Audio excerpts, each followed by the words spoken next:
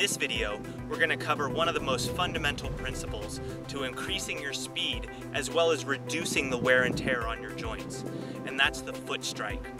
Whether you're a novice or an advanced runner, the foot strike is a fundamental principle that's going to help you either with long-term use and healthy joints or short-term abuse and damaged joints and potential arthritis and tendinitis from improper running.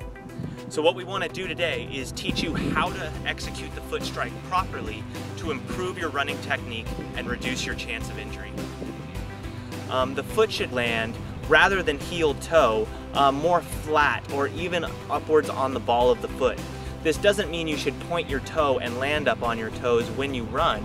What it means is the position of your foot as it falls on the ground needs to be directly under the hip.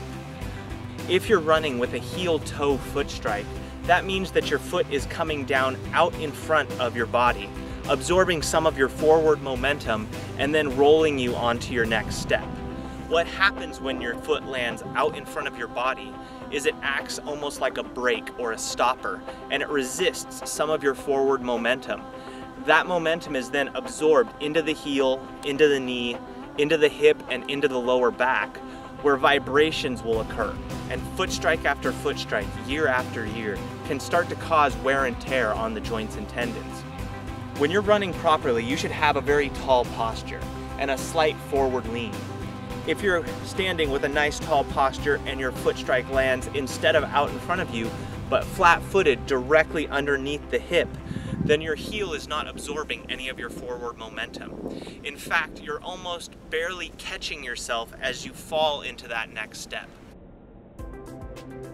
If you can continue that momentum without stopping yourself by landing out in front, you can reduce the damage on your joints and improve both your speed and efficiency while you're running. The way it should fall is either directly under the hip, flat-footed, or even slightly behind the hip depending on your forward momentum, and this is what would bring you up onto the ball of your foot.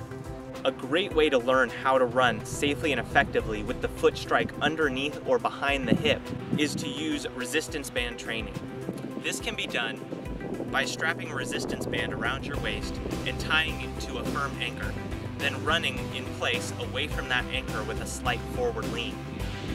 This will help you get comfortable with the slight forward lean feeling, so you're not actually up on your tippy toes reaching out for your next step.